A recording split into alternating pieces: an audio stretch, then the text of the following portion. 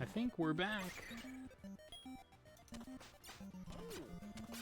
We are back, and we are back just in time for a raid. Thank you so much, Air Force Game Player, for that raid. We really do appreciate it. Welcome in, everybody. You are catching the tail end of our Feed the Kids marathon. It's been going on since Thursday, here in the middle of the Yells block.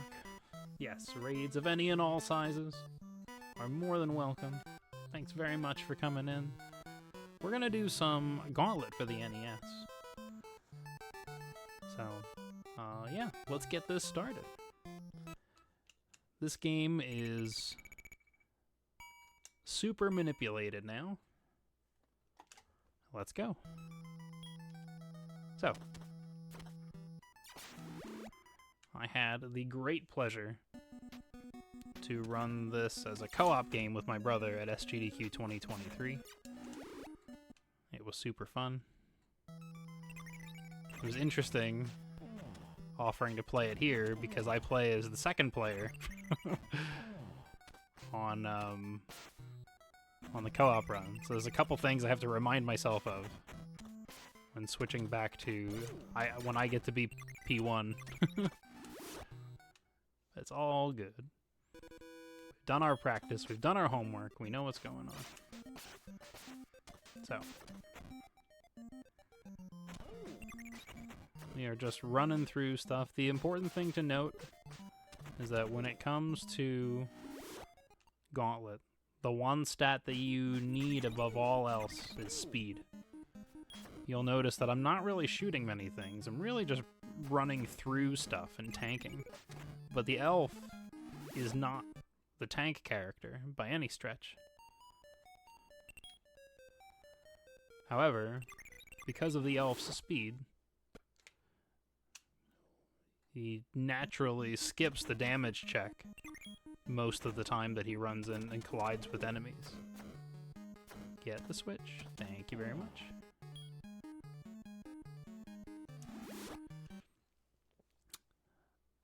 So the levels in NES Gauntlet are fixed. So there's no randomness in that regard. Treasure rooms in the later levels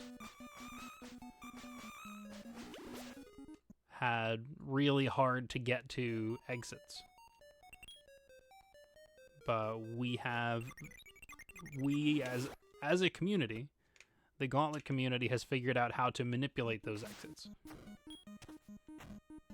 with a really cool trick that you will see a lot of later in the run. So those World 4 treasure rooms where you're like hopping through teleporters and stuff, I know exactly where the exit's gonna be. Yeah, but the levels themselves, they will always be the same. Come on. Shoot through those doors to save some keys.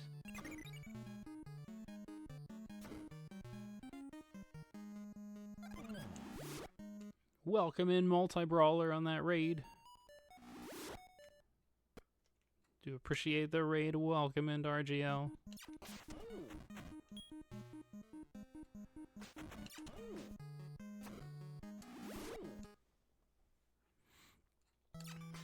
Just doing some Gauntlet for the NES. Get out of the way. Silly block. There we go. Yeah, how's it going, Special K?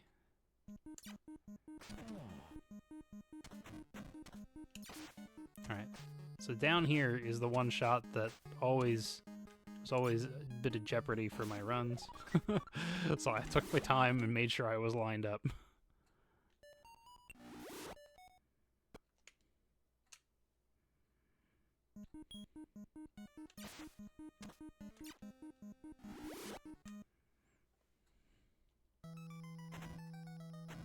Yeah, pop these generators.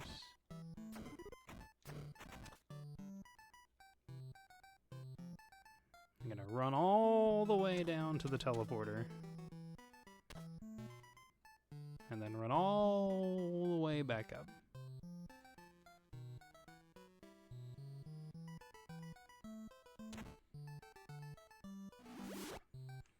There we go. Really good World 2 treasure room lock, by the way. These exits are all visible on screen. Alright, so I know what you're all thinking. You're thinking, you know, this elf's fast and all, but is there any way you could go faster? Hey, you're in luck.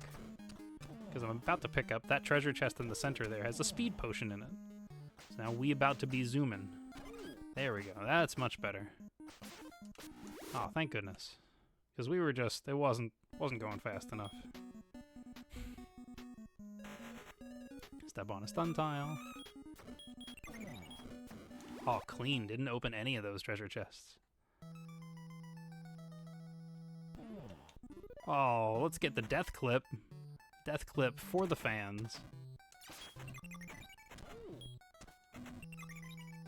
Grabbing that extra keys for marathon safety.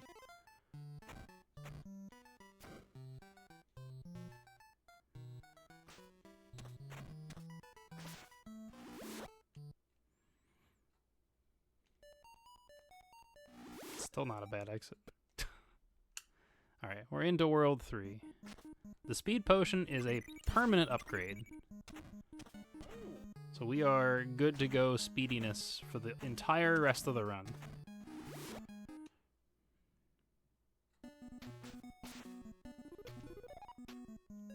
Second try. This is a pretty god boner run as well, yes. The manipulation is in play. One of the first things we did was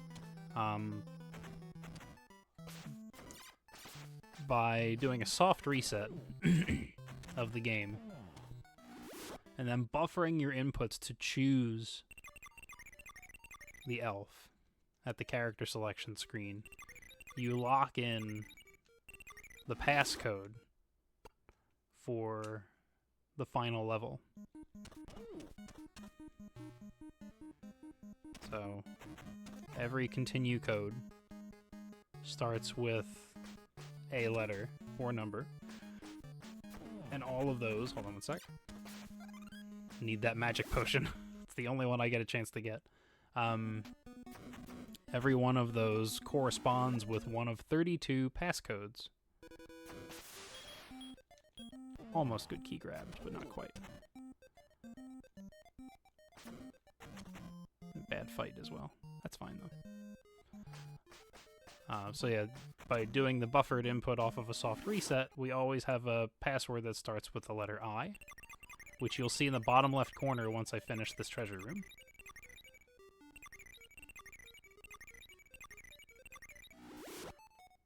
See, it says there, it starts with the letter I.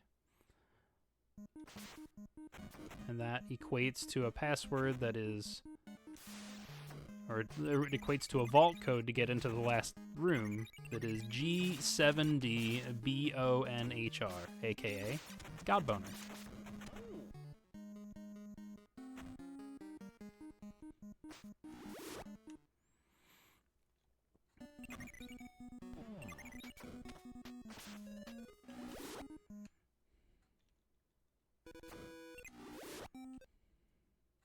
So we're just zooming through World 3 here. After this treasure room, we're gonna get to some rooms with invisible walls. It's not the fastest password, but it is the best. So invisible walls here. And here.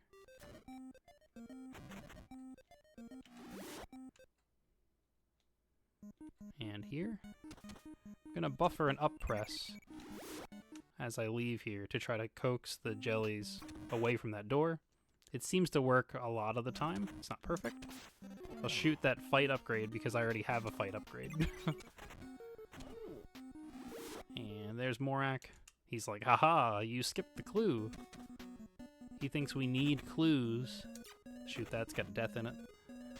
He thinks we need clues to unlock the vault to get into the final room. Little does he know that we already know the vault code. Alright, this is not a nice 69. We need a little bit of teleporter luck, and we're not getting any of it. There we go. That's one. Not a nice 69. There we go. That was like, how many extra was that? Like 7? Ugh. Alright, well, most importantly, it is now time for me to do the first manipulation. So that manipulation, there's 2 exits in this room. We guaranteed that the top one is the good one. Next manipulation. Guaranteed that that was the exit. And that's all you need to know. Actually, I'm happy to, like, if anybody ever wants to know exactly how that works, I can teach people. So can the Gauntlet community as a whole. The Discord has all the info. But, like, we're gonna burn through all of our super shots so that we don't let the death out. And then we'll pick up more super shots. And we'll get 3 teleports because it's slow, because why not? Shoot the door. Another manip. Like that.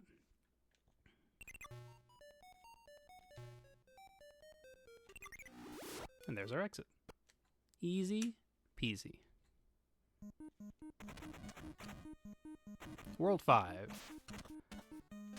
Some stuff is too strong. I can't tank through these really powerful generators anymore, so I gotta shoot them.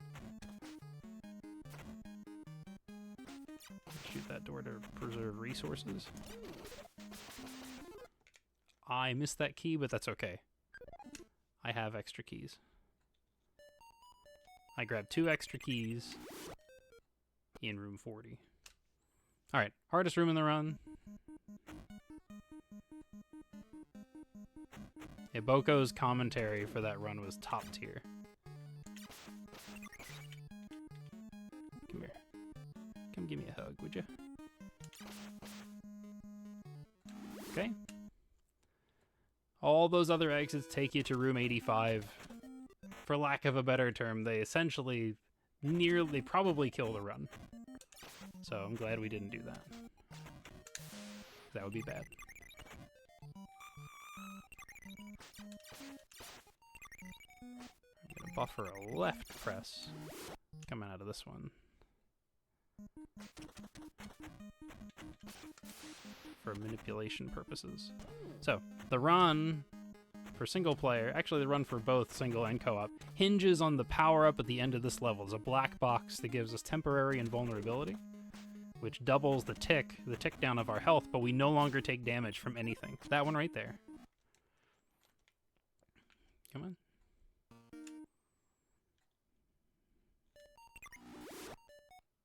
First try, baby. So it's very important that we manipulate the okay,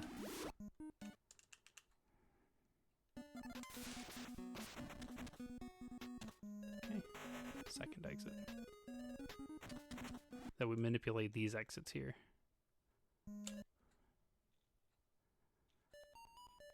Go right for palm.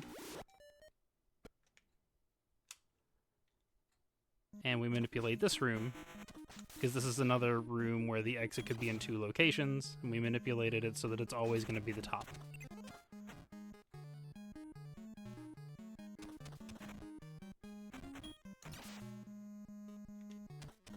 Like that. We're winding down. Here's the lovely lady room right here. The jellies didn't really behave, but that's okay.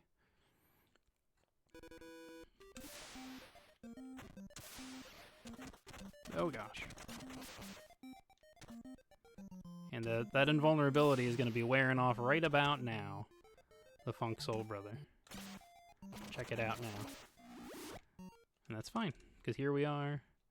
Did anybody get any clues along the way? Do we have any idea what the vault code is?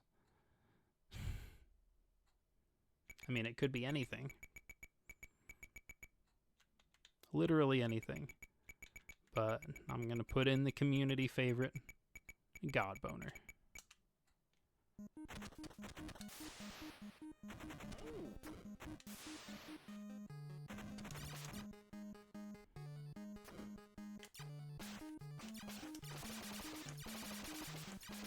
And now we're gonna do a little trick here where as long as you time your movements here, you light up 2 of the 3 heads.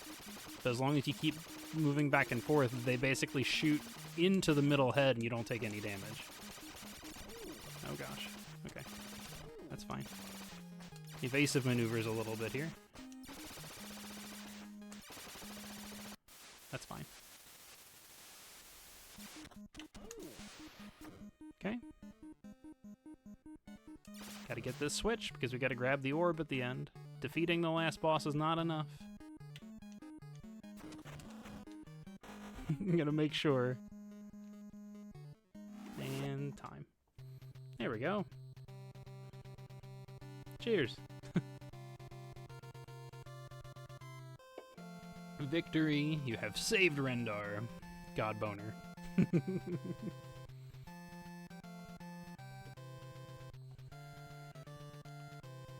Victory is yours.